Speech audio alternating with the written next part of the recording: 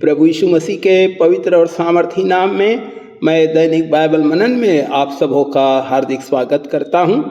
आज के मनन के लिए हम पढ़ेंगे भजन संहिता 92 अध्याय 12 से 14 वचन, जहां इस प्रकार से लिखा हुआ है।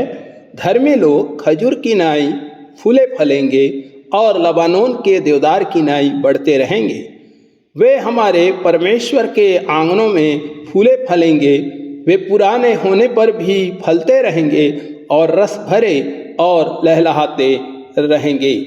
मित्रों, क्या आपने ध्यान दिया, धर्मी लोगों की तुलना खजूर के वृक्षों से की गई है।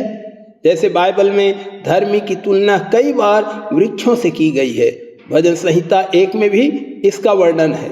लेकिन खजूर का पेड़ ही क्यों? अन्य और भी बेहद खूबसूरत फल के वृक्ष हैं। आइए हम एक नज़र खजूर के पेड़ पर डालेंगे। पहली बात है, ये सूखे निर्जन प्रदेश में पाए जाते हैं, अर्थात ये कम पानी वाले स्थानों में भी जीवित रह सकते हैं। दूसरी बात है, ये काफ़ी लंबे और ऊंचे होते हैं। लगभग 20 मीटर इनकी ऊंचाई होती है, लेकिन पेड़ों को जल इनकी गहरी जड़ों से प्राप्त होती है। तीसरी बात, इनके फल खाने में बेहद पौष्टिक और स्वादिष्ट होते हैं। चौथी बात है, इनकी जड़ें बहुत ही गहरी और मजबूत होती हैं, जो उन्हें प्राकृतिक विपदा के समय संभालती है, जैसे तूफान या सूखा इत्यादि। पांचवी बात है, वे पुराने होने पर भी और फल देते रहते हैं।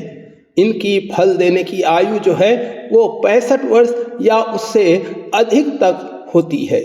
मित्रों, जब निर्जन प्रदेश में या जहाँ भी इनकी खेती होती है, जब तेज हवा चले, चाहे वहाँ चक्रवात ही क्यों ना हो, अन्य पेड़ जब जड़ से उखड़ जाते हैं, गिर जाते हैं, लेकिन खजूर का पेड़ टूटता नहीं है।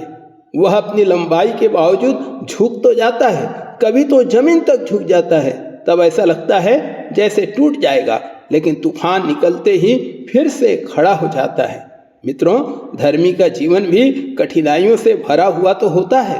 बहुत सी जीवन की कड़वी बातें, तकलीफें, बीमारी, संघर्ष, आर्थिक तंगी, आलोचना उसके जीवन भी कोई चक्रवात से कम नहीं होती है। बैरी देखकर आनंदित होता है कि वह झुक गया और अब टूट जाएगा और गिर जाएगा और नष्ट हो जाएगा, लेकिन तूफान निकलते ही धर्मी पुनः दोगुने सामर्थ्य के साथ खड़ा हो जाता है। मेरे प्रियो, धर्मी का जीवन प्रभु की दृष्टि में बहुत बहुमूल्य है। धर्मी व्यक्ति जिनके लिए प्रभु कहता है मत्ती 25 अध्याय उसके 34 वचन में, हे मेरे पिता के धन्य लोगों, आओ इस राज्य के अधिकारी हो जाओ जो सृष्टि के आरंभ से तुम्हारे लिए तैयार किया गया है।